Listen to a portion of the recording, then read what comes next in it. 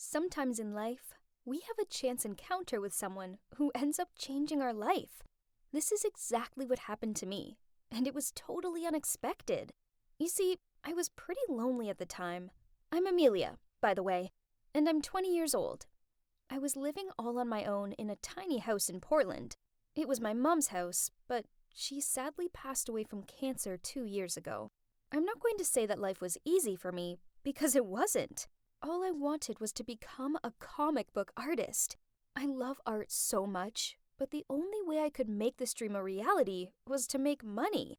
Ever since graduating from high school, I'd been working as a waitress to make ends meet, and also to save up enough cash to enroll in art college. Honestly, this job got me through the hardest time in my life. The days, weeks, and months after my mom passed away were so painful, and the restaurant kept me busy, so I barely had time to sit with all my feelings. Moreover, little did I know how much this waitressing job would change my life forever. It all started with an incident in the restaurant. I'll never forget that day. I was carrying a tray of food when I accidentally spilled some water onto the shoes of some fancy girl. Oh my god, she went crazy. She started screaming at me, and even though I frantically apologized right away, she still asked to speak to my manager. I leapt down and tried to clean the water off her shoes with a cloth, and that's when I heard a voice. Hey, stop! What do you think you're doing?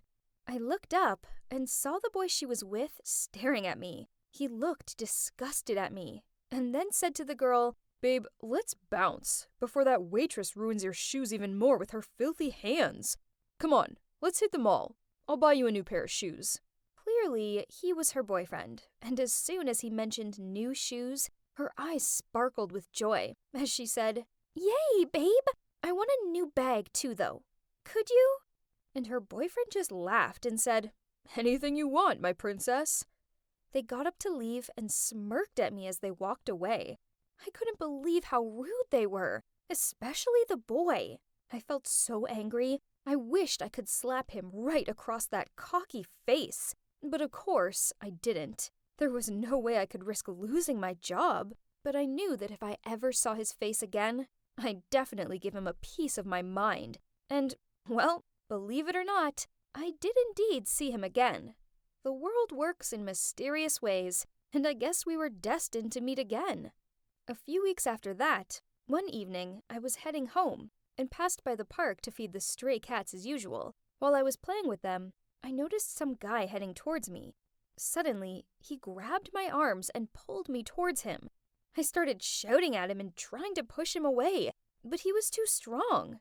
Then, out of nowhere, someone said, What's going on? I'm trying to sleep over here. Keep it down. A drunk, dirty-looking homeless guy walked towards us, and for a second I was terrified. But then I realized he was helping me. He started shouting at the guy holding on to me, saying, Hey you! Are you deaf or something? Let her go and keep silent. The jerk was getting heated, and the next moment, he punched that homeless guy in the face, and then they started fighting. Then I freaked out and didn't know what to do. I pulled my phone out of my pocket and played a recording of a police siren. I live alone, so I know all the tricks. Well, that did it. The jerk who'd grabbed me suddenly jumped up and sprinted out of the park. The homeless guy who'd helped me was still lying on the ground, so I helped him up. He was black and blue, and there were even some scratches on his face, and as I got closer to him, I realized he looked familiar. OMG! Wasn't he the rude guy from the restaurant? What was he doing looking all dirty like a homeless guy? He had his eyes closed, so I patted his face and said, Hey, wake up! What are you doing out here? He opened his eyes and asked, Do I know you? He stared at me for a while, then eyeing my uniform and smiled. Oh, the little waitress. Guess what? I'm poorer than you now. Then he passed out. I was so annoyed that I'd bumped into him again. I was about to leave him lying there, but then I realized he'd saved me, and I could hardly leave him there with all his injuries. So, yeah, in the end, I decided to take him back to my place to get my first aid kit. I cleaned up his scratches, and then let him crash on my sofa. The next morning, he was super surprised when he woke up. I told him what had happened and that he'd saved my life, so I saved his. Then I said he should probably head home now, but he just stared at me. And that's when he told me his story. He really was homeless. His parents had kicked him out because they'd found out he wasn't their biological son. What on earth? How could any parent do that? It's not like he has tricked them, but it was due to some mix-up at birth. So, wasn't he also a victim? I felt sorry for him, but still, it was none of my business. I had to get to work, so I asked him to leave, but he begged me to let him stay. I just looked at him in shock and said, how about you go to your rich girlfriend's place instead? I really need to get going now. But he didn't budge. He said, Oh, don't even mention that gold digger. She only cared about me when I was the only son of a millionaire. Now that I've got nothing, not a cent, she broke up with me. Wow, shocker. But, well, it's not like I couldn't tell that she has a lousy personality right from the get-go. So I said, well, what about your friends? Can't you crash with them? But he said no. It started to frustrate me. So I said, you can't stay here. I don't even know a thing about you. Then he splurted out, Hi, I'm Jude. I'm 22 years old, I've got all my fingers and toes, and my criminal record is clean. There you go. Now you know me. And he topped it off with a grin, as if that could win me over. He then went on to say that he'd pay rent, and that when he found a job and stuff, he'd leave. I hesitated. I mean, I couldn't live with a strange guy. But then I thought about that extra money I'd get if he helped with rent. I could really use that money for my college fees. He could see I wasn't sure, so he said, Come on, please. I mean, I did save your life last night. But there's only one bedroom, I said. Don't worry, I'll sleep here. He pointed at the sofa. I thought for a while, then nodded my head and agreed. And only for 1 month, okay? Then I made him shower and change his clothes, since he was so gross and dirty. But he told me he didn't have anything to change to. I was kicked out, remember? And he even had the cheek to ask me for some money to buy new clothes. No chance. I told him he could wear my clothes, since some of them were quite big. At first, he refused. He said there was no way he was wearing women's clothes. So I said he either wore them or kept his dirty clothes and left my house. Ha! Of course he had no choice. And seeing him in my floral pants was hilarious. A few days later, though, he still hadn't found a job. Every night I'd come home to find him lying on the sofa in my oversized pajamas. He was so messy and lazy, and after a week, I couldn't bear it. I nagged him. You have to find a job, or how do you expect to pay me rent? And the least you can do is clean up around here. I'm not your maid.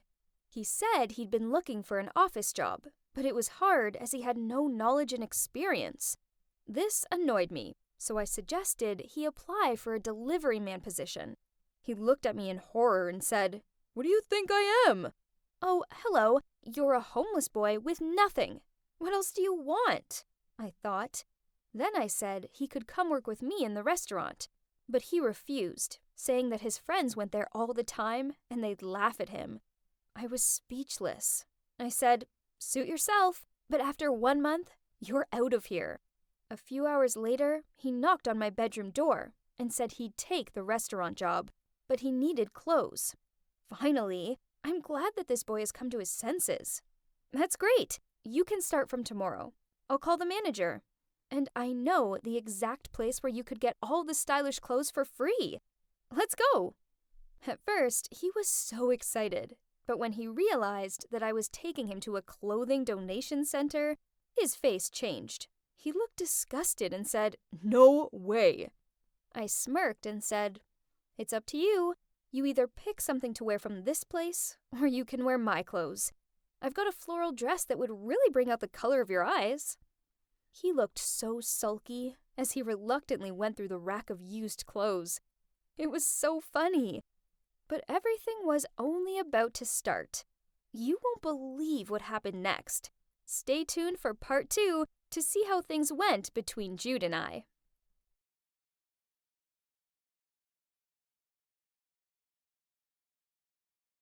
Hi again, it's Amelia here.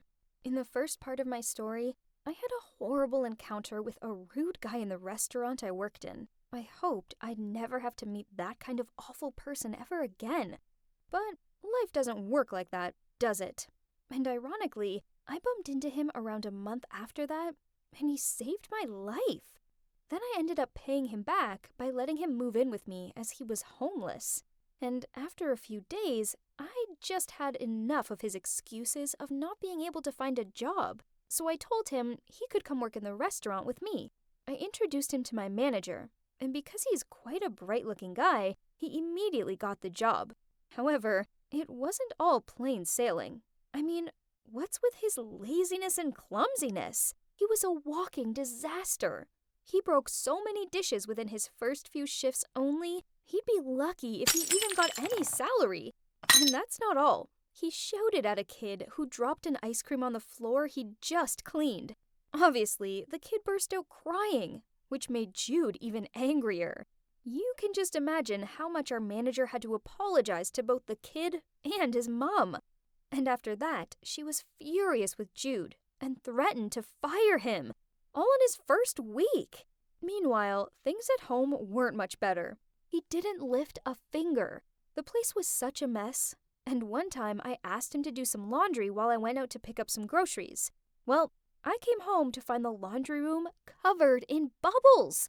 And there he was, standing in the middle of that mess, confusingly pushing all the buttons possible to make it stop. He had basically poured the whole bottle of detergent in there. I couldn't believe it. He was useless, and he kept breaking things. I actually had to keep a list of it all, so that when he got his salary, he could pay me back. He was a nightmare. And yet, even though he was lazy and messy, that didn't stop him spending hours on his hair. I kid you not, I've watched him fix his hair for about 90 minutes once, and I swear, it still looked the same. Not to mention, one time I accidentally walked in on him singing in the bathroom while stroking his hair. All he was wearing was a little towel, and we both got such a fright we screamed, and I ran out of there in embarrassment. I came close to kicking him out so many times. He drove me crazy.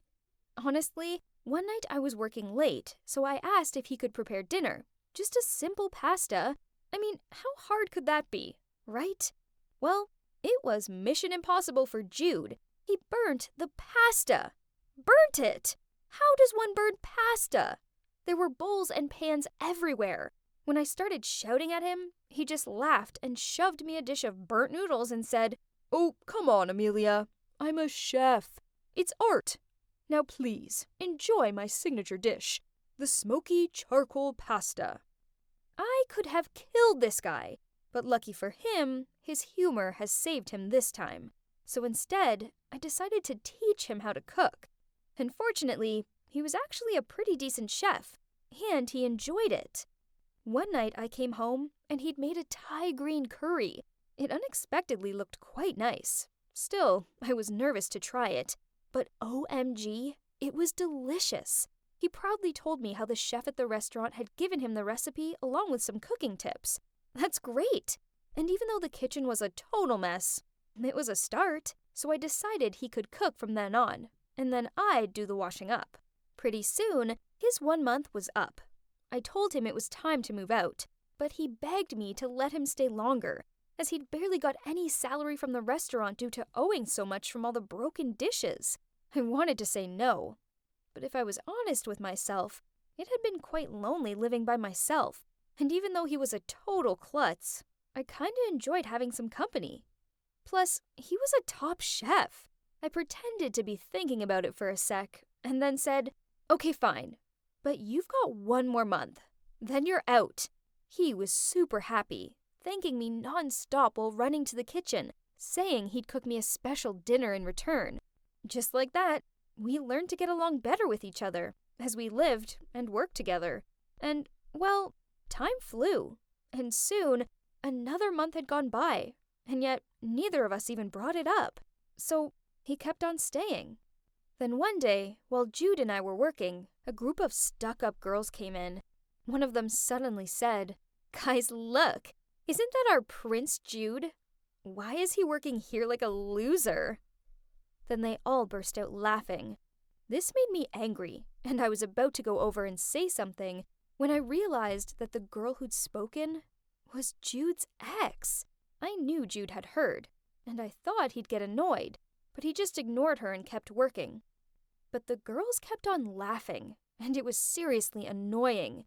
I went over to take their order, but Jude's ex refused to be served by me. She kept asking for Jude to take their order, and when I said he was busy, she demanded to see our manager.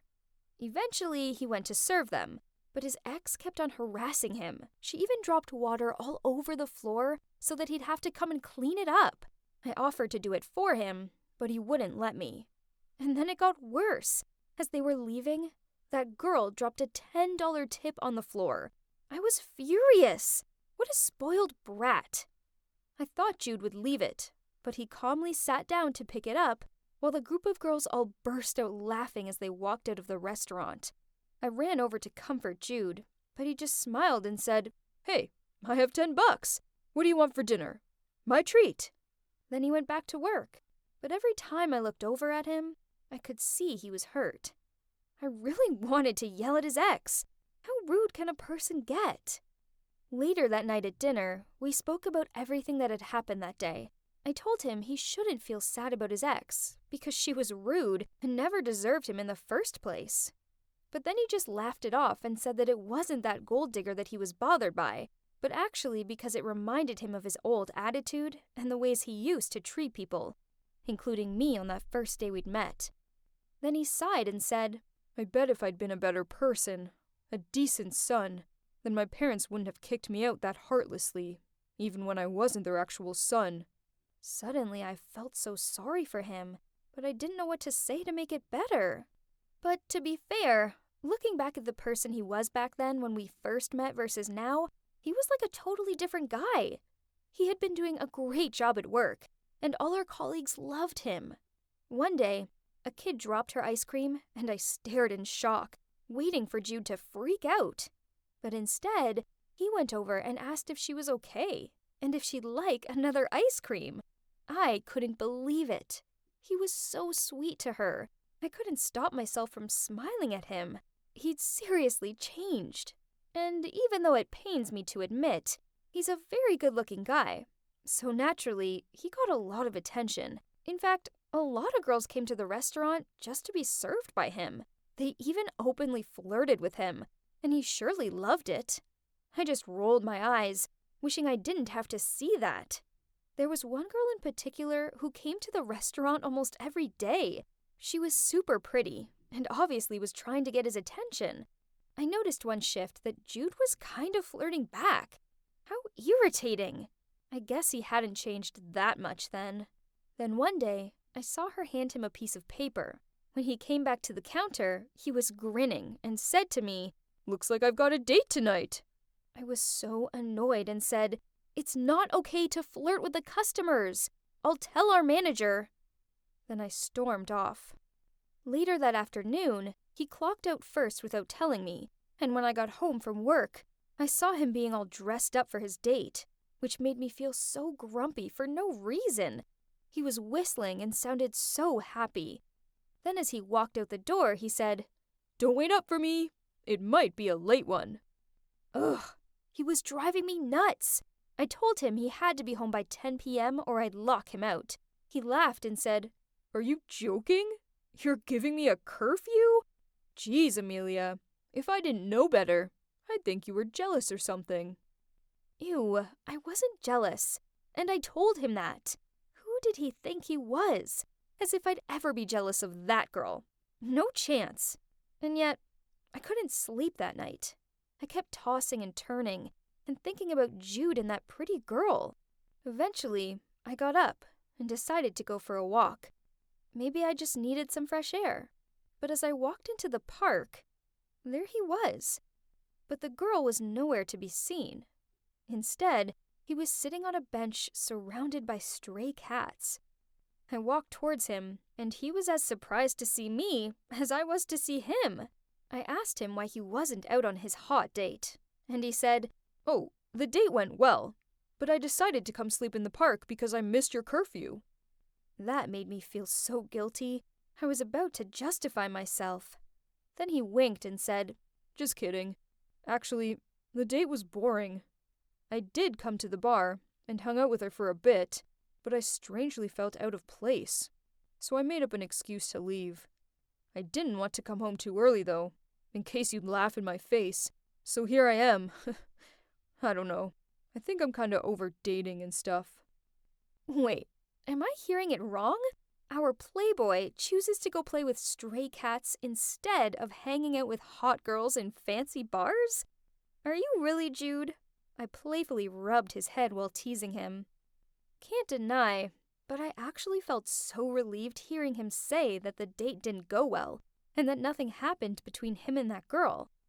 In fact, I was strangely happy. But what does that mean? Do you wonder if Jude ever actually moved out? Stay tuned for the final part of my story. You wouldn't want to miss it.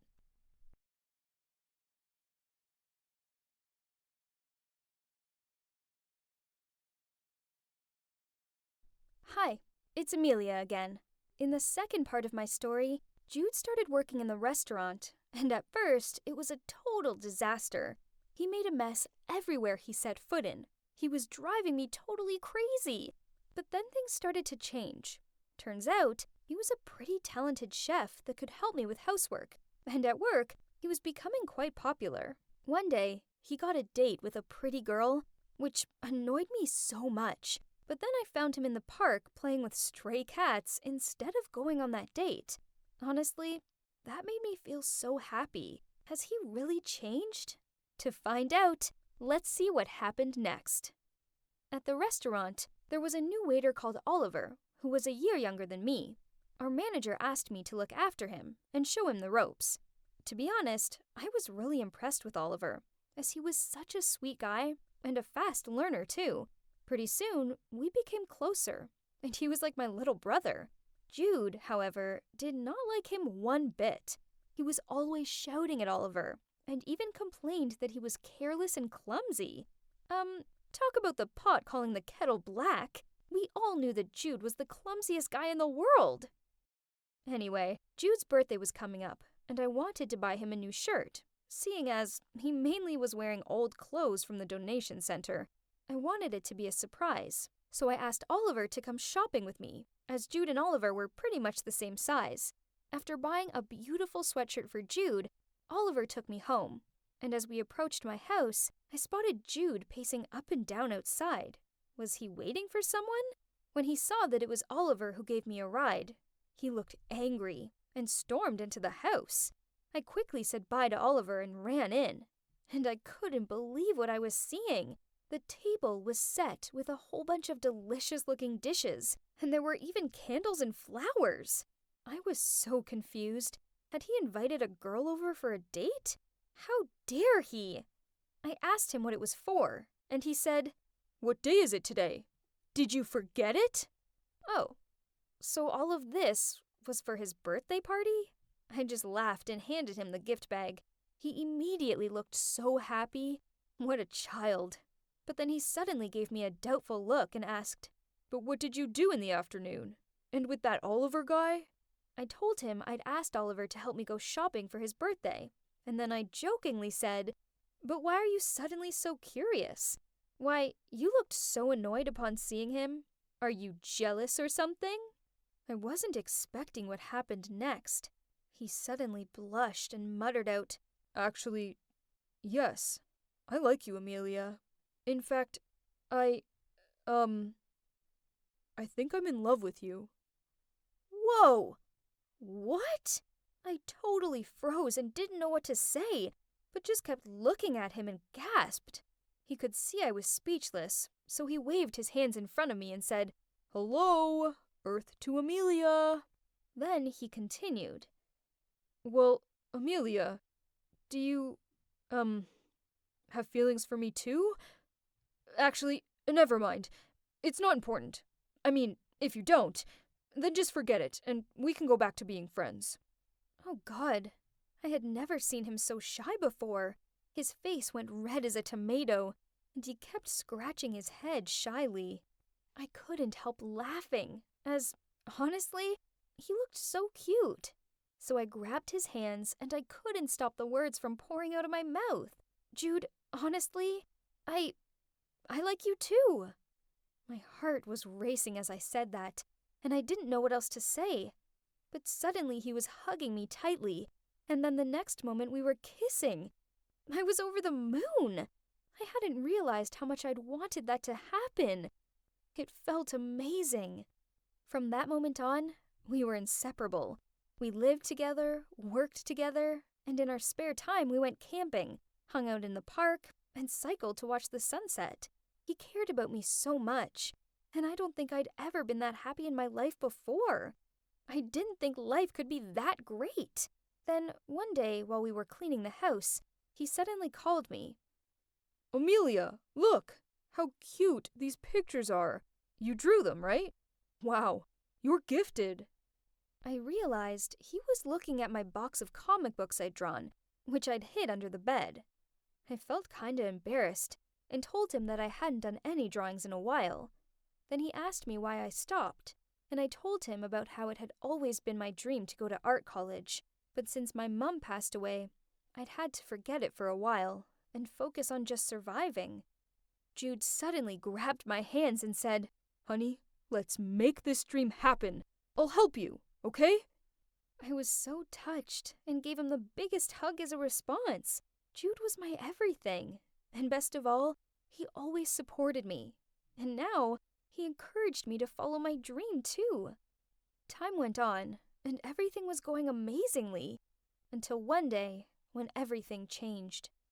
Jude and I were out walking, when a luxury black car stopped next to us. A random guy appeared and told us to get in the car. I freaked out and grabbed Jude's arm. What was happening? Were we being kidnapped? There was no way we were getting in the car. But suddenly the guy said, Jude, this is an order from your parents. Jude looked shocked and said, What do they want? They already kicked me out, so why should I come back? They want to show me how happy they are without me or something? But still, Jude climbed in the car, and I had no choice but to follow him. On the way, there were so many questions running through my head, but I just kept quiet. A short while later, we stopped in front of a mansion. This must have been Jude's house. Whoa, I knew he came from a rich family, but not to this extent. Jude held my hand and led me inside, where a couple, probably his parents, was sitting and waiting for us. Jude immediately shouted at them, saying, What do you want? I moved out just like you wanted, so why can't you leave me alone? I had never seen Jude so angry before. It actually scared me. His parents looked calm, though, and they just sat there smiling, and then his mom asked him to calm down and take a seat. The next moment, a maid appeared and brought us some water, but she accidentally spilled some, and she looked mortified. She kept apologizing and wiping it up, but Jude took the tissue and started cleaning it for her. Then he politely said to her that he would come help her make the pot of tea. Jude's parents looked shocked, but somewhat content, and asked Jude to stay as they had something important to tell him. They couldn't stop grinning. It was so weird. Then they told us their news, which shocked me to my core. Jude actually was their biological son. They'd lied to him because he'd had such a bad attitude, and they just wanted to teach him a lesson and force him to grow up a bit. They were sick of doing everything for him, and thought maybe moving out for a while would inspire him to become independent and realize the true value of family and money. What? I couldn't believe what I had heard. They kicked him out to help him grow up? That almost sounded like nonsense, but I guess it had worked, right? He had changed. But how could they come up with such a crazy plan? Of course, Jude wasn't okay with this. In fact, he was furious.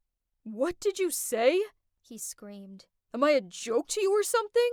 His mom tried to calm him down and said, "Jude, honey, it was the only way. You were out of control, partying every night and spending all our money. We didn't know what else to do. We've been so worried about you. But son, we're so proud of you." Then his dad continued, "We've always been keeping an eye on you, son. We saw you working in that restaurant, and we are just so happy you've turned a corner and found this independence." Then she turned to me and said, "Amelia, right? Thank you so much, dear. You've looked after our son better than we ever could, and you've helped him so much." I just blushed and said, "No, it's Jude who takes care of me, actually. He's been amazing." Jude was squeezing my hand tightly, and I could see how shocked he was. Over the past 6 months, he'd been on a complete roller coaster. From being abandoned by his parents to discovering that they'd lied to him just to teach him a lesson. I couldn't believe they'd done it. But to be honest, I was grateful. Otherwise, I wouldn't have met him, and he might still be out there dating gold diggers and partying his life away. So I turned to him and said, "Babe, I know it hurts right now, but your parents did what they thought was best for you. Plus, thanks to that, you were able to realize who your true friends were, right? The ones who don't take advantage of you because of your money." It took a few moments, but then he gave me a gentle smile, and it was like he finally understood everything. He looked at his parents and said, "You guys are crazy, but if you hadn't done something so ridiculous, I'd never have met Amelia. She's made me the man I am today. Without her, and without both of you, I'd never have changed. Gosh, I miss you both. Mom, Dad, thank you." At that, they all burst into tears and started hugging, and I just stood there, the tears pouring down my cheeks too. Watching them reunite like that was so touching, and it really made me miss my own mom. After that, we left, and as we were walking home in silence, Jude suddenly stopped and turned to me. "Amelia, thank you. Thank you for never giving up on me and for taking care of me.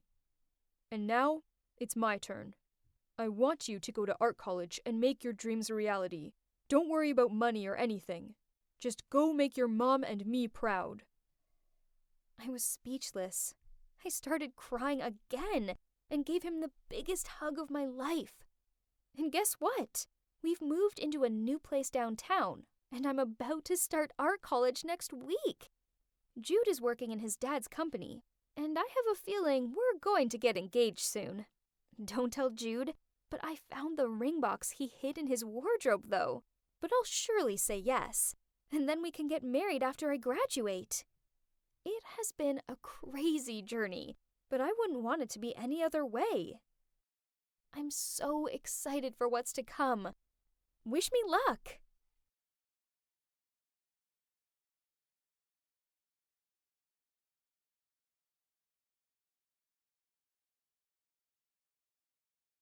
Hey, Kelly here. So, my dreams of being a part of an amazing school band, well, they weren't going so well. After a catastrophic prom performance, we all decided to go our separate ways. At least it was until Cole, the hottest boy in freshman year, walked into the room. There he was, smiling in the doorway and holding his electric guitar. So Jill glared at him and said, "What do you want?" He replied, I know there isn't any member recruitment going right now, but I'd like to join the band if you guys... I was about to tell him that there was no band anymore, but Mia spoke first. "Yes, sure, of course." Then she rushed over to him and dragged him across the room. Daisy looked puzzled and said, "But weren't we already disbanded?" Then Jill said, "Daisy, you must have misheard us. We said we wanted to expand our brand, not disband." Is this for real? Wow, it's amazing what a cute guy can do. So I just nodded and then said, okay then, I guess. Welcome to the band.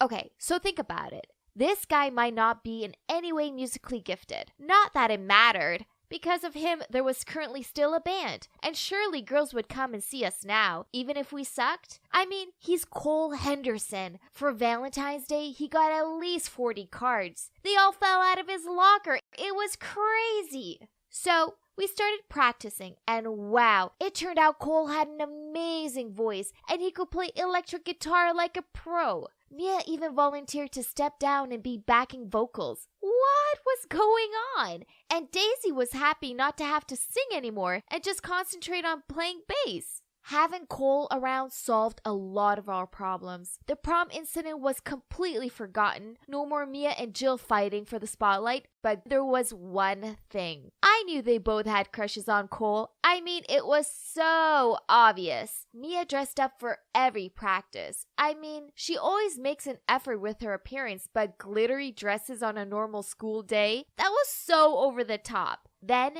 there was Jill. Whenever Cole was around, she was so polite to everyone and complimented us on everything. I knew they were low-key competing with each other, as one time Jill's drumstick disappeared, and while she was looking for them, Mia went over to Cole and felt his arm and asked him if he'd been working out. Then another time, Mia's lipstick was replaced with a black one, which she applied before practice. Horrified, she ran into the bathroom to wash it off, and Jill went over to Cole and asked him to teach her how to play guitar while we waited for Mia. The band was certainly eventful, but I had to admit I was enjoying myself. We even decided on a name, Rouge September. This named after three of us have birthdays in September, and Mia and Cole's favorite color is red, but Mia insisted on using the French word for it to be more edgy. Yep, it took us hours to come up with that, but I like it. I like it a lot. We really started to improve and had lots of fun doing it. Then Cole suggested we play One Direction's What Makes You Beautiful at this upcoming school concert. I loved the song, so I immediately agreed. Even Jill did, and I know she hates One Direction. So we rehearsed like crazy and everyone showed up on time and worked really hard. Yes, Mia and Jill's low-key competing continued, but whatever. At least we were all there practicing. The night of the performance arrived, and I was mixed of excited and scared. Cole helped me set up my keyboard stand, and I noticed that he kept on giving me funny looks. Before I could ask him what was up, it was time to perform. We were so amazing, and everyone was cheering for us. Then the song ended, and Cole started to talk into the microphone. Thanks guys. You were awesome. But there's something I want to say. Then he looked at me.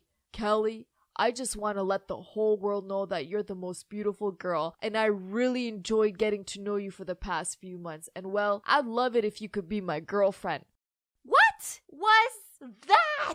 Was he out of his mind? Since when did he have feelings for me? The crowd went crazy, screaming and cheering while I froze there. I could see Jill and Mia were looking at me with fiery eyes. Cole tried to walk towards me and say something, but the microphone didn't work. Jill had just unplugged it, and Mia charged towards me screaming, "You traitor! Cole is mine!" Cole jumped in front of me to protect me from her. Then Daisy suddenly burst into tears, like hysterically. We all looked at each other and immediately knew, oh boy, she must have had a crush on Cole too. The next thing we knew, a teacher walked on stage and shooed us off. That's when I noticed the whole crowd gapping at us and laughing. Geez, this was so humiliating. Worse still, we walked off stage and the school director said, "So, you think that was funny, do you? Let's see if you're still laughing in detention." Then he locked us all in a classroom and said we could only leave when we understood what we did wrong and resolved everything. There's no way I wanted to talk to any of them about this mess. Thanks to them, I look like a fool. And now I had detention while I hadn't even done anything. It was some 5 minutes of awkward silence until Cole shyly started.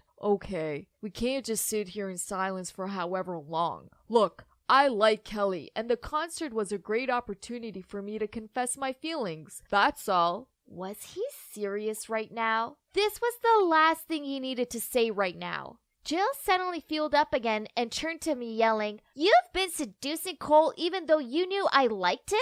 Cole tried to chime in. Guys, this is not how it works. Mia also came at me. "You don't deserve to be our leader. You're so sneaky." Then there went Daisy, bursting out crying again. Jill tried to comfort her while Mia said, "Another victim of beauty, huh?" Daisy stuttered through tears. Why do you get everything? You got to be the leader. You got the cute boy. You get all the attention. Jill rolled her eyes. Yeah, so you're the lamest leader. So lame my dog could do better. That was it. I'd had enough of these selfish people. I couldn't hold back anymore and screamed at them. Oh yeah?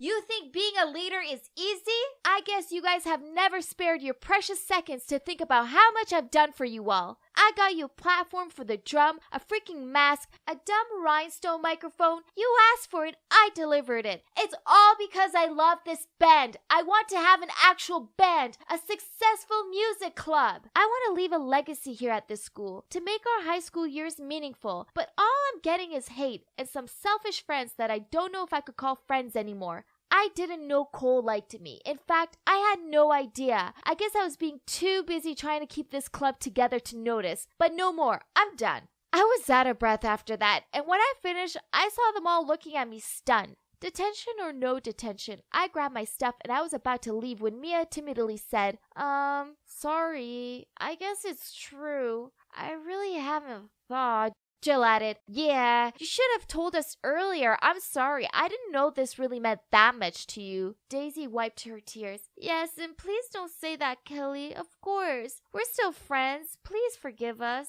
Cole was about to say something too, then Mia quickly covered his mouth. No, kid. This is our business. Now, Kelly, what do you say? Could you please take us back as your adorable friends and bandmates? Then all three of them gathered up and looked at me with puppy eyes, trying to make me smile. I tried to keep my straight face, but eventually I burst out laughing and hugged them all. Then Daisy cried again, which set all of us off. Even Jill. Cole was sitting there looking at us oddly. When Mia noticed this, she pointed at him and said, that boy was the one who broke us apart. Don't understand why we were so swooned over him. I wish I knew you were trouble when you walked in. Oh my God, did you just quote Taylor Swift? You know it's Taylor Swift, Daisy laughed. But you're right, I'm so over him now. Yep, stupid crush, Jill agreed. I waved Cole over to join the group hug as I said, guys, remember that Cole was the one who saved us when we were on the verge of disbandment. He deserves some credit. What do you mean on the verge? We were already disbanded, Mia joked. Then Jill added, wow, we've been through it all. Now I guess we can get over everything together too, right guys? I said, yes, that's the spirit. Now on 3. 1, 2, 3. Rouge September. Let's go. You thought this was the end to it? Nah, not quite. Later that day when I was walking back home, Cole ran after me. Hey Kelly, look, I'm sorry. I had no idea what this club meant to you. Please forget all about my confession and let's be friends. I want to help you with the band and everything. I smiled at him. I'd like that.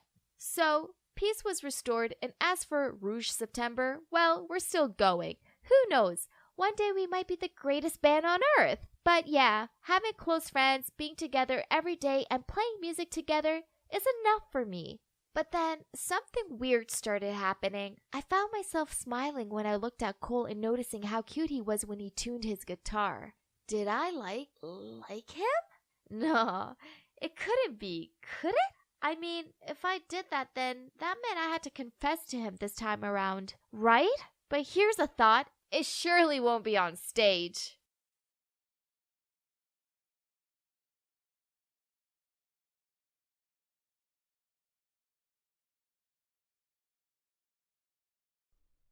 I was born into a pretty poor family, so money was always on my mind. As I grew up, all I wanted was to have money, and I couldn't wait until I was old enough to start making some of my own. I especially couldn't stand the way people took advantage of others just to get some quick cash. And yet, it wasn't long before I almost became like one of those gold diggers that I hated so much. I'm Jolie, and I'm 20 years old. You might be wondering why I hate gold diggers. Well, who doesn't? But for starters, my mom was one. Yup, that's right. She ditched me and my dad to marry some rich guy when I was just 5 years old. I can't even recall her face, but I still remember that day like it was just yesterday. I was screaming and crying and begging her not to leave, but she didn't even look back. Ever since, it's just been me and my dad. Obviously, my dad worked really hard to make enough money to raise me alone, but we were still poor. He worked on construction sites, and the hours were long, so it wasn't long before his health started to go downhill. A lot of his money went towards medical bills, and so we made do with whatever was left. This made me hate my mom so much. She was the most selfish person in the world to me. Dad still encouraged me to focus on my education, though, so I ended up going to college to further study Chinese, which I've always been fond for. But after 1 year, we couldn't afford it anymore, so I decided to quit and find a job to help my dad out. At first, I worked as a waitress, but I was pretty smart, and my Chinese was good, so eventually, I got another job as an interpreter in a big company, where I met John. He was the CEO, and also the person who would change my entire life. So there I was working 2 jobs, and even though I was exhausted, I was happy. I was making enough money to look after my dad, and also had enough left to buy gifts for my boyfriend. Yep, that's right. I had a boyfriend called Scott, and we'd been dating for 2 years. I felt like the luckiest girl in the world, because he was drop-dead gorgeous. I loved buying him stuff, because it made him so happy. Finally, my life was turning around for the better. But then everything changed in the blink of an eye. I caught Scott cheating on me with some woman the same age as his mom. I couldn't believe it.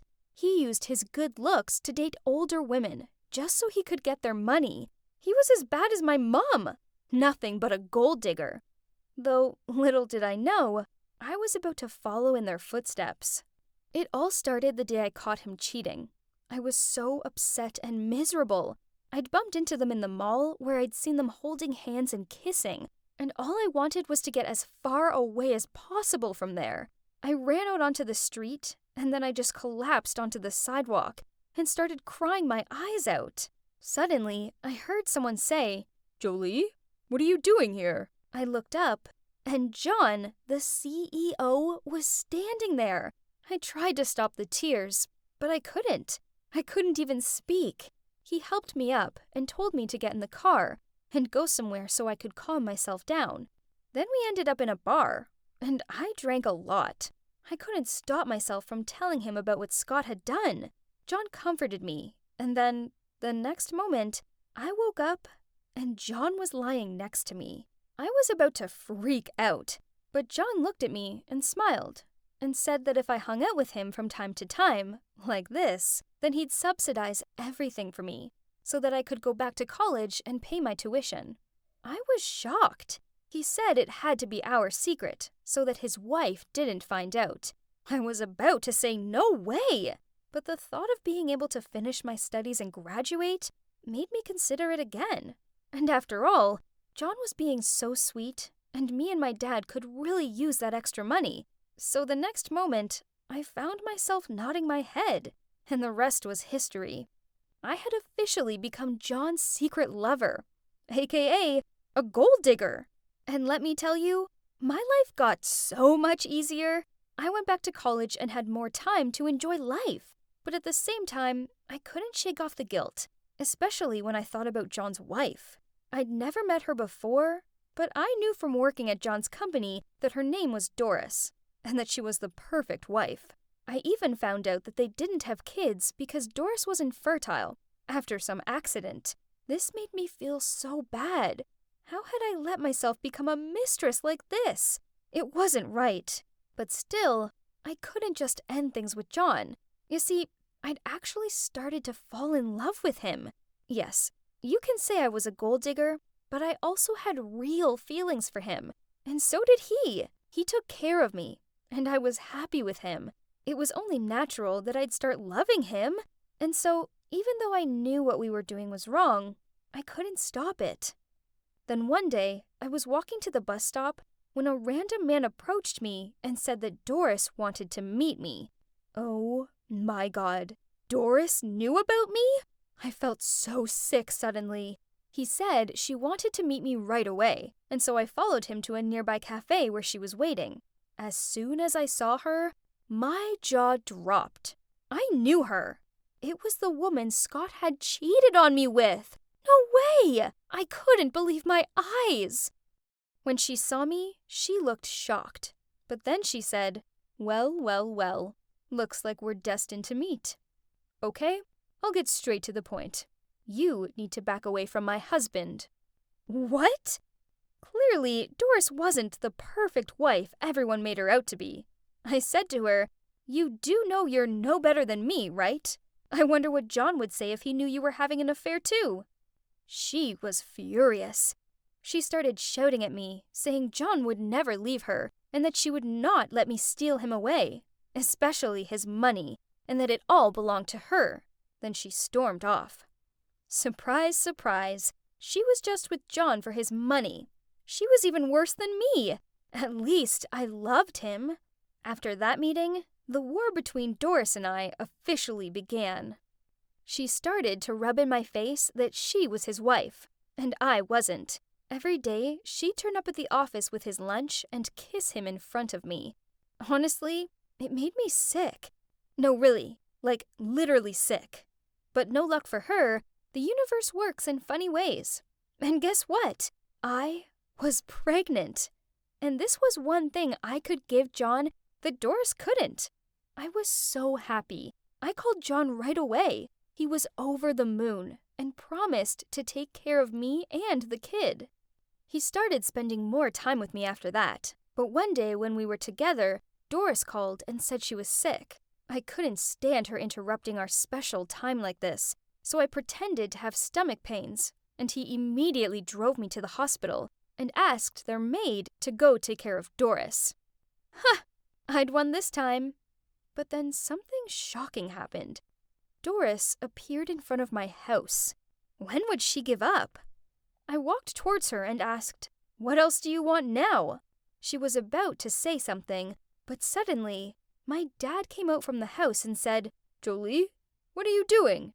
So both me and Doris turned back and, well, that's when things got crazier. "Doris?" My dad shouted in surprise. He looked like he'd seen a ghost. Then Doris said, "Thomas?" How did they know each other? Well, the next thing, my dad was screaming, "Get away from her! She's not your daughter anymore!" I froze. Doris was my mom? Before I could even say anything, she ran to her car and drove off. I didn't even want to see my dad. I just wanted to be alone. That night, I lay awake all night thinking about it all. I'd been competing with my mom? This was so wrong. What was I going to do? I loved John, and I wanted to have his baby so badly, but he was my mom's husband. And then, all those old feelings of abandonment came flooding back. My mom had left us, and now she was hurting John. She just took advantage of our love and only cared about money. She didn't care about any of us. Why could she be so selfish? I couldn't stop crying. Everything was such a mess. Eventually, I fell asleep, and when I woke up, I knew what I had to do. Even though she was my mom, she needed to learn a lesson once and for all. I called John and asked if we could meet at our favorite cafe. I was so nervous, but I told him everything. How she cheated on him, and then how she was my mom. I even showed him some photos of her with Scott that I'd taken outside Scott's house. John was so shocked. He just stared at me, not saying anything. He looked completely heartbroken, and I wanted to hug and comfort him, but I knew I couldn't do that anymore. In the end, John divorced Doris and kicked her out of the house, leaving her with nothing. And then, you won't believe it, he proposed to me. What did I say? Well, I'm still deciding. Becoming the wife of my mom's ex-husband just feels a bit strange. My mom has suffered a lot already. I'm not sure I want to make her even more miserable. But let's see. All I know is that I'm going to give birth soon and raise this baby in the best way I can. I'm definitely going to be a better mom than my mom was. That's for sure.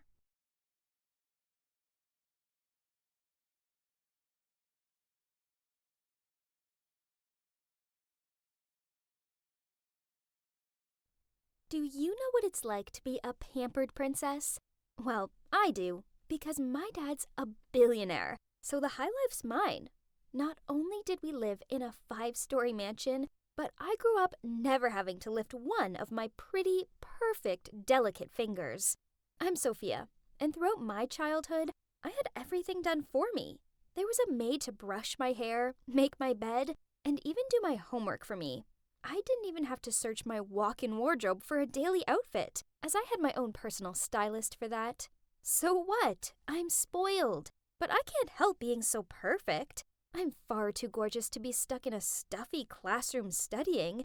Not when I could be partying or schmoozing with the stars at swanky cocktail balls. But then, one morning, after a particularly crazy night out, I arrived home with a makeup-smudged face and only one shoe. Dad frowned at me, and then he said, Sophia, you can't carry on like this. You're going to college, starting next week. But, Dad, I don't need to go to college. School sucks. Plus, we have enough money to last us several lifetimes. Let's just travel and have fun. But Daddy insisted I couldn't just sleep all day and party all night. Ugh! So, I decided to major in interior design for now. Some of the course was okay. I mean, I liked the pretty fabrics, but I just didn't see the point in being there. So, after a month, I dropped out and planned a long trip away with my besties. But there was one tiny problem, as paying for this trip would cost way more than my allowance could cover. So, I had no choice but to don my best puppy eyes look and ask my dad for money. Daddy, please. College just isn't for me. But I really feel that going away for a while will help clear my mind. He snorted. I highly doubt that, Sophia. You're lazy, self-centered, and you rely entirely on everyone to support you. You're 20, for God's sakes, so act like it. I pleaded back. But Daddy, I just want to have some fun with my friends.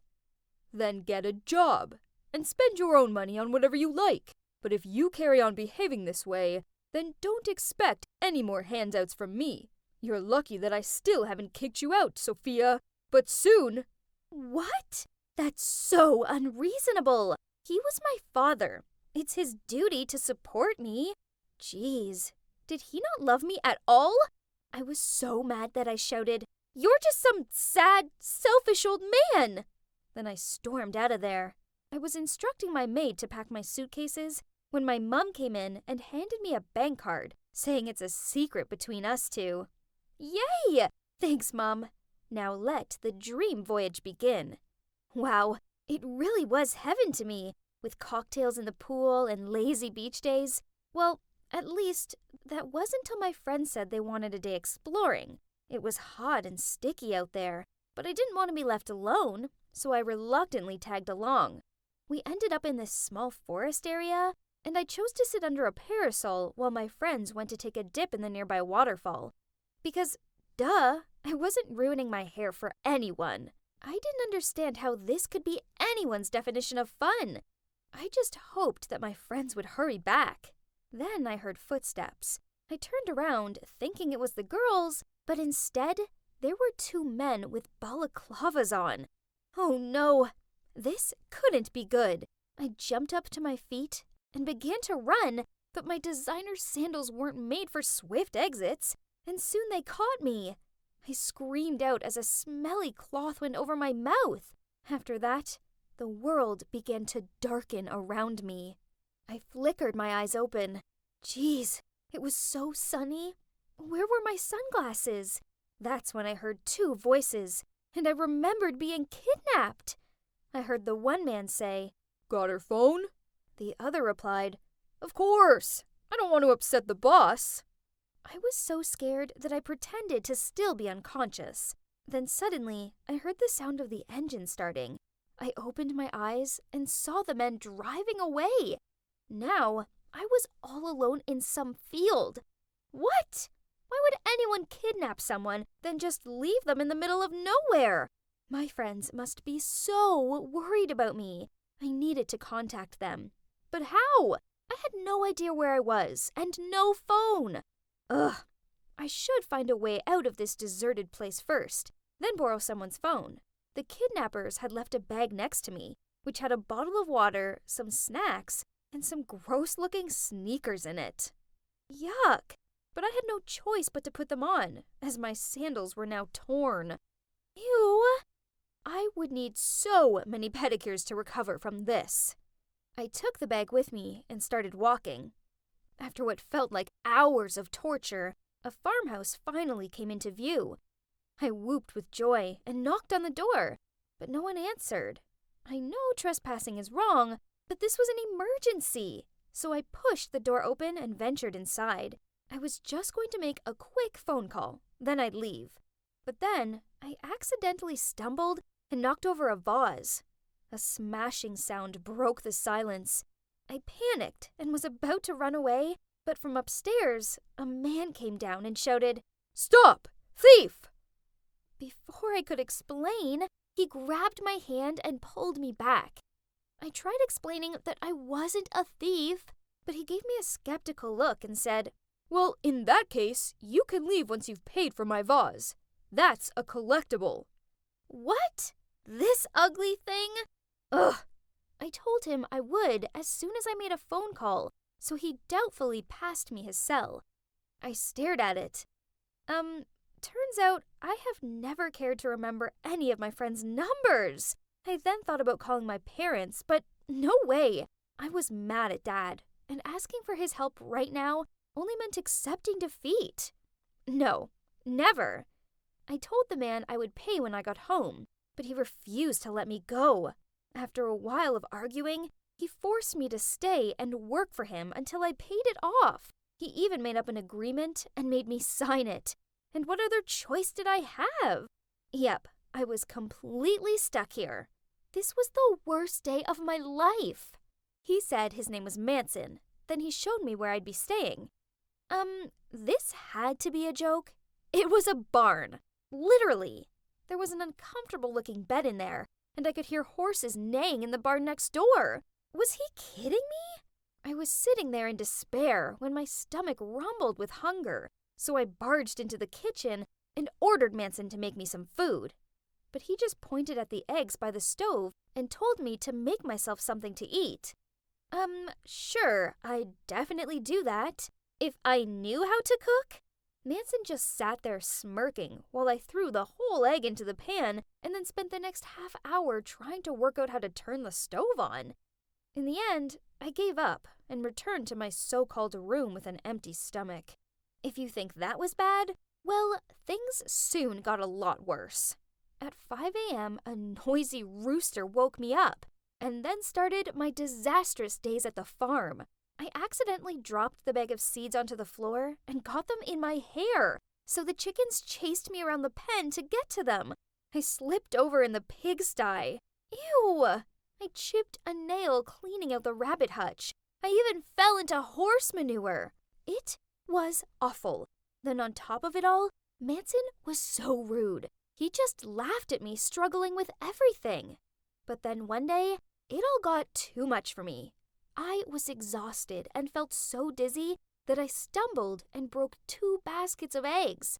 It really hurt so bad, and I was even in tears, thinking Manson would be mad. But instead, he ran over to check on me. Then, he even cooked me a nice meal and told me that I'd been doing a great job, despite the accidents. Whoa, what's with this personality change? So, maybe he wasn't as bad as I thought? Over the next few days, I actually found myself enjoying Manson's company. We sat by the fire pit and watched the sunset. We went horse riding, and I managed not to fall off. And he even taught me how to cook. That's when I realized 2 things. Firstly, I'd been a brat. I was lazy, selfish, and I took everything for granted. But now I realized that with hard work came reward. And secondly, I realized that I liked Manson a lot. So I decided to do something nice for him. I gave the barn a makeover. It was just simple things, really. I put a rug down, added some plants, hung up a few pictures and fairy lights. Then I dragged Manson over to have a look. He peered around the barn, then smiled. "Sophia, this is so lovely." Then he awkwardly looked down at his feet. "Look, I need to tell you something. It's your dad." He hired those men to kidnap you, then paid me to let you stay here. I laughed over that ridiculous joke, but then he continued. Your dad wanted you to change your outlook on life and understand the value of money. He only has your best interest at heart. Wait, was this all just a setup? With teary eyes, I looked straight at Manson and said, I was going to tell you that I have feelings for you, but I suppose you don't feel the same. I need to go. Please tell my father to send someone to pick me up ASAP. Unless he's okay with me walking all the way back home without any phone or cash. Then I hurried out of there. He shouted after me, but I ignored him. I was so angry and upset. I continued walking until a car eventually pulled up alongside me. It was our family's driver. He took me home. Then I locked myself in my room, refusing to come out. It took a few days for me to calm down enough to go confront my father. And when I did, well, I found myself running into his arms and telling him how sorry I was. He looked so shocked. I finally realized that my dad only did that because he loves me, and he wanted me to see the true values of life. I told him I would resume my studies at college, but there was something else I needed to do first. I showed up at Manson's doorstep with some carrots for the horses and a new vase. On seeing him, he grinned, then gave me the biggest hug. Guys, life isn't all about designer clothes and expensive holidays. Sometimes a stinky farm full of even stinkier animals and a cute guy, well, that can be the best place in the world. As for the future, well, Manson and I are both taking it slow and seeing where it goes. I do have big plans for his farm, though. I'm helping him renovate the barns into holiday cottages so other people can sample the country life too. A part of me will always be a pampered princess, but as for the other part of me, well, it turns out she can make a mean egg bagel and outrun a pen full of chickens. Don't take life for granted. It doesn't matter how pretty and rich you are. Instead, there's far more to life than just that.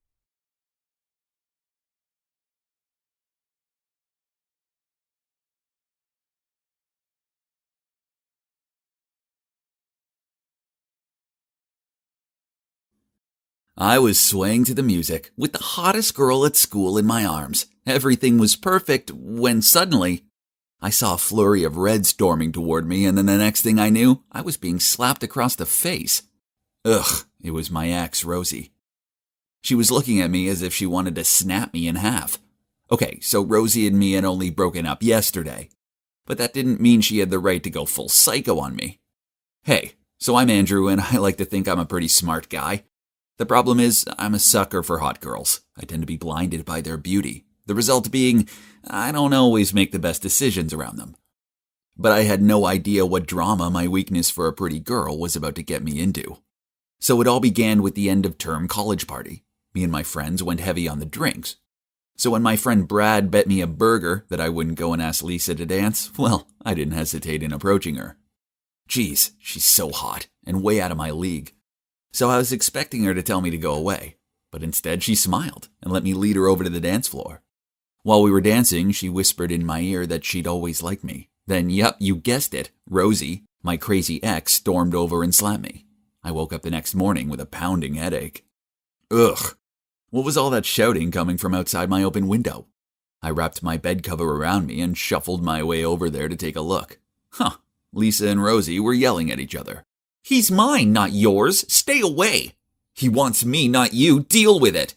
Oh yeah? Well, maybe we should ask Andrew who he prefers. What's the point? As we both know he'll pick me. I was far too hungover for this, so I closed the window and went back to bed. These girls, they wouldn't stop. For the next few days, they bombarded me with messages and waited for me outside my house. Okay, so most guys dream of two hot girls fighting over them, but trust me, watching them pull each other's hair extensions out isn't as glamorous as it sounds. Thankfully, my prayers were answered by none other than Richie, my awesome brother. He showed up with a ticket for a luxury 2-week cruise trip. He'd booked it ages ago, but then a work thing came up, so the ticket was all mine. Hell yeah! I hugged my brother, grabbed the ticket out of his hand, and started packing. The tricky part was sneaking past Rosie and Lisa, who were still lingering about outside. So I borrowed my housemate's hoodie and baseball cap and pretended to be him to get past them. Result, they didn't even double look at me. Goodbye to my Lisa and Rosie nightmare and hello to the vacation of my dreams. Ah, this is the life. Trust my brother to book such a lavish place. My room was huge and it had my very own balcony. There was so much to do here, from the outdoor bar, dozens of restaurants, swimming pool, cinema. I was on my own floating complex. Heaven. The next morning when I woke up in my king-size bed, I took in the sounds of silence. Yup, oh sweet silence, how I've missed you. This was a no-girl arguing zone. I got changed and walked over to the outdoor bar. It definitely wasn't too early for a cocktail. I had a pair of shades on, and that's when I spotted her. Whoa, she was beautiful.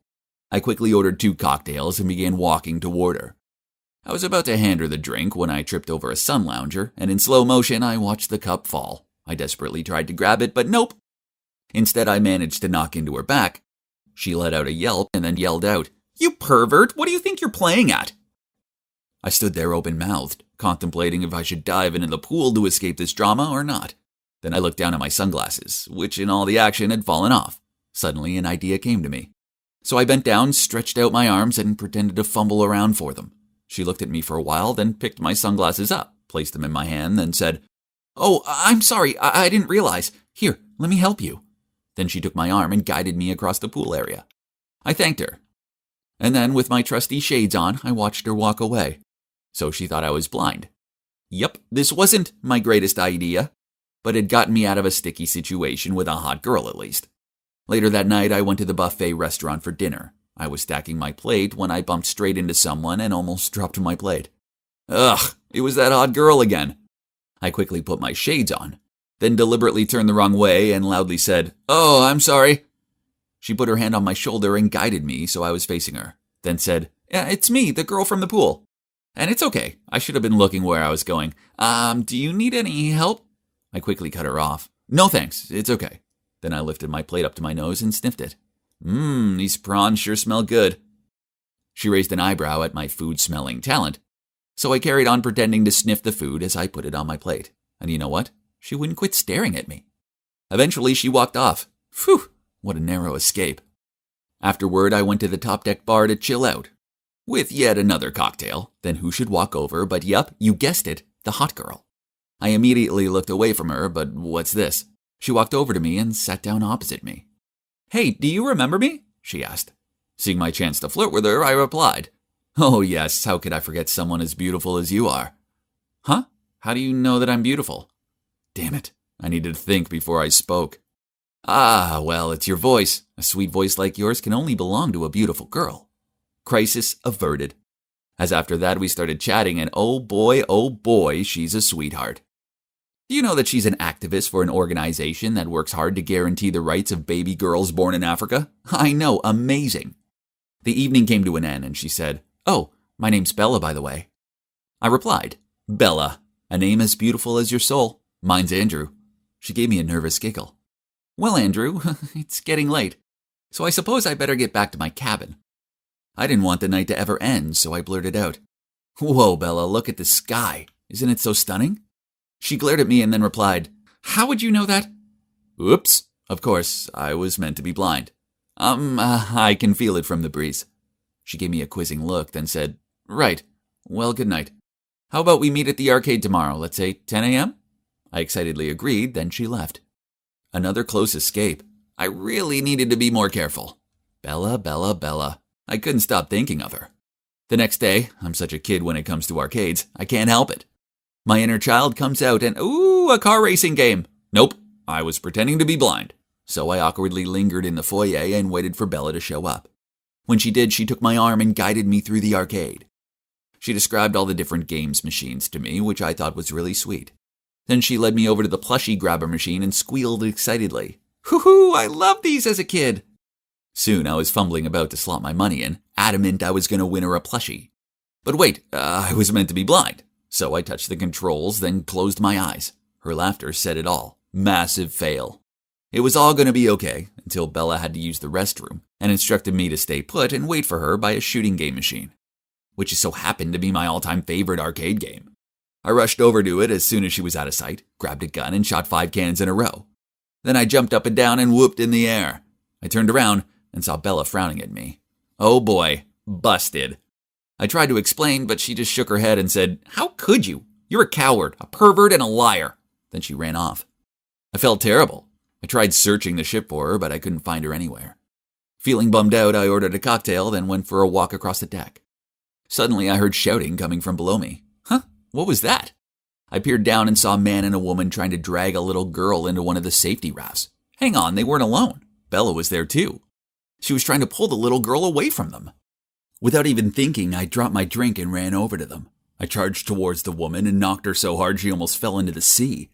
The man reached out to steady her, which gave Bella a chance to pick up the kid. Then she grabbed my arm and pulled me away. After that, the bad guys jumped into the raft and sailed away. We returned the girl to her parents. It turns out Bella was on her way to her cabin when she saw a couple in tears as they couldn't find their daughter. So she went looking for her and walked in on the kidnapping. After that, Bella forgave me. Well, I did save the day and all. And we spent the rest of the trip together. Then on our last day, I got down on one knee and asked her to be my girlfriend. And she said yes. I took her back home with me, and as we walked over to my house, Lisa and Rosie ran towards me and started arguing with each other about who I liked more. Oh shoot, I'd forgotten about them. Reading the situation, Bella approached them. "Thank God you're here. I assume one of you is his girlfriend, right? There was an accident, and Andrew's blind now, and he really needs someone by his side 24/7. Hearing that, I quickly coordinated with her by waving my arms wildly about. "So, which one is your girlfriend, Andy?" It's Lisa," Rosie quickly chimed in. "No, he's all yours. We only hung out once." Ha, what suckers. I watched them run away. Then Bella and I burst out laughing. After that, I held my arm out to her and let her guide me home, for old time's sake. Lying to her about being blind was a jerky thing to do, but I only did it in the first place because being around beautiful girls makes me so nervous I do dumb stuff. It's just lucky that Bella forgave me, because I think this dumbass may have found his dream girl.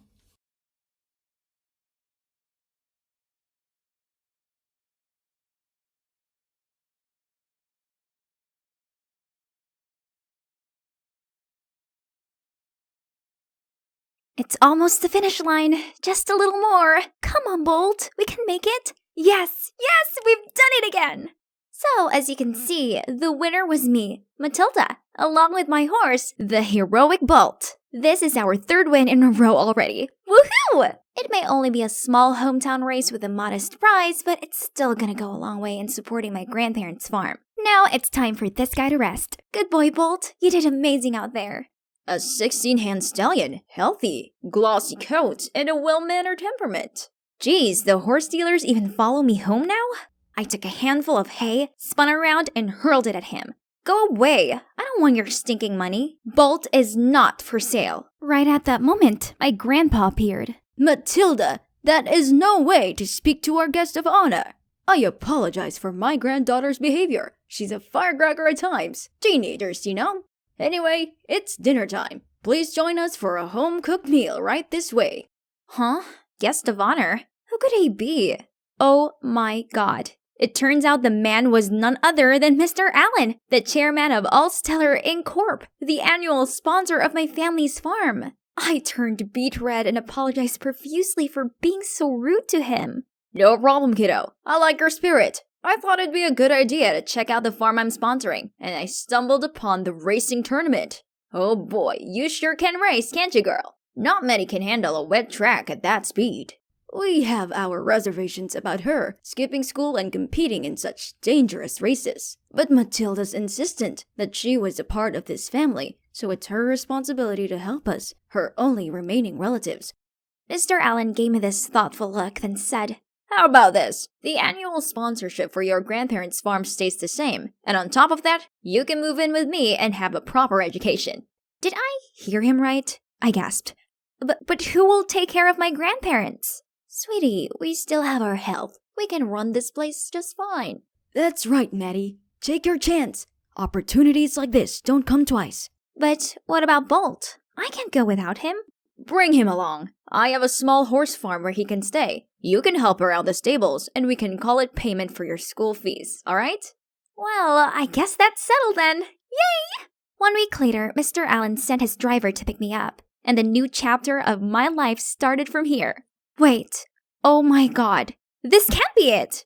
Mr. Allen said it was a small horse farm, but this place, it's enormous! As soon as I stepped out of the car, a girl my age rushed over and hugged me. Matilda, you're finally here! I'm your new sister, Judy. I greeted her back with the widest smile. She seemed so sweet.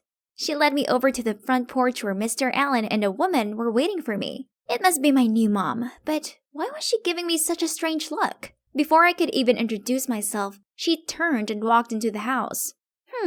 Maybe she wasn't feeling very well.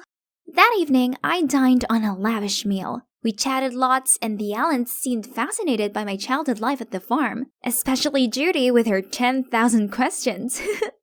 Sis, is it true that you have never seen your parents? Yeah, my father passed away in an accident before I was born, and my mom also left me when I was an infant. On hearing that, Judy gently comforted me while Mr. Allen smiled and said, Now, besides your grandparents, you also have us, your second family. You got a sister, a new dad here, and also your caring mom. Right, darling? Mrs. Allen flinched and dropped her fork. I immediately leaned over to ask, Mom, are you okay? But to my surprise, she just yelled at me. Don't call me that! Feeling flustered, I stared down at my plate. Had I done something wrong? Over the following days, I tried my best to get closer to Mom, but I was always met with coldness in return. One time, seeing Mrs. Allen was resting outside, I brought her an iced coffee. But as soon as she saw me coming over, she placed her hat over her face, pretending to be asleep. On another occasion, I complimented her dress, but she just tutted at me, then walked away. I really wanted her to like me, but it was useless. She clearly detested me. But at least I still have Judy and Dad by my side. Judy tried reassuring me that Mom was a good person and that she just needed a little more time to get to know me better. As for Dad, not only did he send me to a top school, but he also encouraged me to follow my passion. All the afternoons when I got to watch horse racing and bet on the winning horse with Dad were so much fun. And as I watched the horses gallop past, a thought crossed my mind. What if Balt and I were the one on that track, winning the race and bringing back the huge prize money for my grandparents? I couldn't stop thinking about this. So one time, on the way back home from a race, I asked my dad if I could compete. And he didn't even hesitate to reply. Why not? You do have a talent. How about give it a go?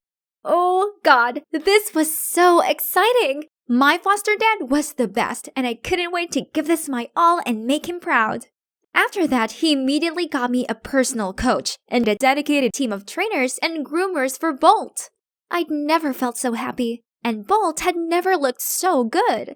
Everything was great, except that Mrs. Allen still seemed to have an issue with me. Every time I packed for practice, she always frowned and muttered stuff under her breath. Maybe she's irritated about the fact that an adopted child like me was receiving much more than I deserved, or something. But anyway, whether she liked it or not, with my talent, I'll quickly rise to be a brilliant rookie. One morning after practice, Judy came up to me and said, Matilda, can you teach me how to ride a horse? It might be a little scary for a first-timer. Are you sure you want to try? Yes, please. If I know how to ride, I can spend more time with Dad just like you do. I looked at her angelic, hopeful face. How could I say no?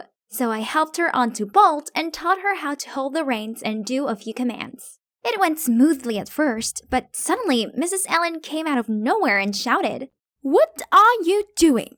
Judy, come down right now. Startled, Judy misjudged her movements and tumbled off Bolt. As we both rushed over to check on her, Mrs. Allen pushed me aside, which caused me to fall onto my butt. Do you know how important legs are to a ballet dancer? Are you intent on ruining her future? Before I could reply, she shouted, What an incompetent kid! Get out of my sight! Ugh, it was just a few scratches and bruises. Why was she so serious about it? And incompetent? Huh, fine. I'd show her what an incompetent kid can do. From then on, I got my head in the game and continuously won several small and medium prizes. I sent most of my winnings to help out my grandparents and kept the rest to treat Judy and myself to something nice. One day after dinner, Dad called me into his office and told me that the two biggest races of the year, the Grand Shields and the Royal Silverford, were coming up in 2 weeks, and he'd already signed me and Bolt up for them. But the two races were only 1 week apart. That would be too much for Bolt, cause the latest race seemed to wear him out. I mentioned this to Dad, but he was adamant that Bolt would be able to manage it. I didn't want to let Dad down, but I didn't want to hurt Bolt either. I needed time to think about it. As I left the room, I gave a petrified jump. There, in front of me, was a stone-faced Mrs. Allen. She grabbed my arm and yanked me into another room. You can't compete in the races. These are different from your usual amateur events. You're not good enough, and you'll only embarrass our family. Were you eavesdropping on my conversation with Dad? Listen, you're not my mother, so you can't tell me what to do. I will surely join it. Then I stormed out of there. Early in the morning of the first race, I was going to the stables to check on Bolt when I caught two of Mrs. Allen's servants sneaking out of there. What were they doing here? I went to investigate and... Huh? This is not Bolt. What has Mrs. Allen done to my horse? Right at that moment, Mr. Allen walked in with the vet. I told him what I'd just seen and he muttered out, "That woman dares to get in my way, huh? I'll make sure she'll pay for it this time." Then he turned to me and said, "Leave it to me. I'll find Bolt. Go get some rest and prepare yourself for the race." I'd never seen him this stern before, so I just nodded in concern. Despite all the drama, I still managed to bring home the Grand Shields Championship title. It's amazing, right? However, I couldn't fully enjoy the victory as one thing was still lingering on my mind. Mrs. Allen has been absent for the last 4 days. Could it be that Dad has done something to her? Hey, Judy, did Mrs. Allen say she was going somewhere? Dad told me that Mom's been so stressed lately, so he arranged for her to go to Aunt Anna's villa to rest. Oh, it seemed like what Dad said at that time was just an expression of anger.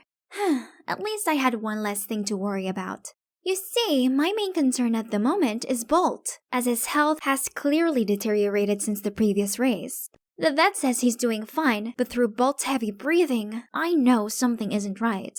A week passed by and the day of the second tournament finally arrived. While the vet was checking on Bolt before the race, Dad suddenly pulled me outside. "We must win today's match. I expect a lot from you." I had a bad feeling about this somehow, but I still nodded and assured him that I would do my best. The race was about to begin. Everything's in check. I'm ready for it. But wait, why does Judy look so flustered? Maddie, Mom was not on a trip. The storage room. Dad locked her there because she found out what he was up to. He's doping Bolt. What is she talking about? Could it be that the vet who came in earlier was drugging Bolt then? But no way. If there's anyone wanting to harm me and Bolt, it's Mrs. Allen, not Dad. Listen, Mom only swapped Bolt the other time to protect you. Before I could shape what happened, I saw a burly man covering Judy's mouth and pulling her away. Then a voice whispered in my ear, "Only one game left. Just keep your mouth shut and do it properly. If you lose, I can make things very uncomfortable for you and your grandparents. Got it? Now get on the horse." A chill ran down my spine. I felt like I was gonna vomit. How could the caring, kind man I called Dad turn out to be such a fraud? The signal of the match rang out. Ugh, what should I do? I couldn't let that wicked man get what he wanted. So I closed my eyes and stayed put. "What do you think you're playing at? Run! Run now!"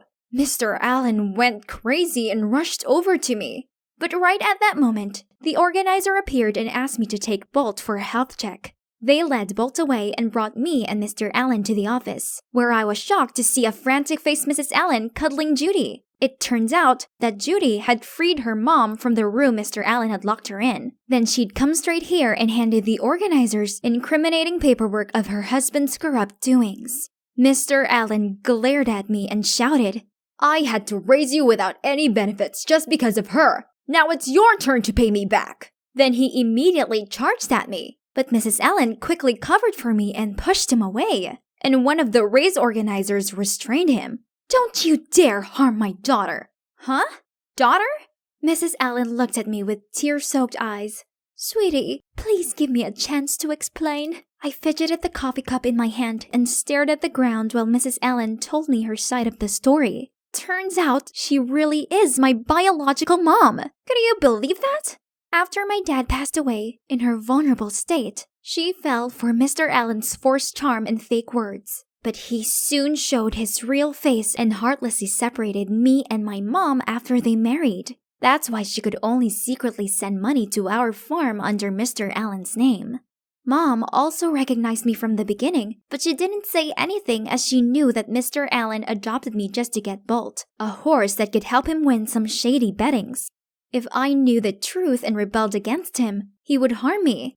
I'm so sorry for all these years, especially these past few months. It has been extremely hard for me, having to treat my dear daughter so badly. But that was the only way to push you away from him, from this rotten house. I didn't want you to be in danger, just like how your real dad was when he worked for him.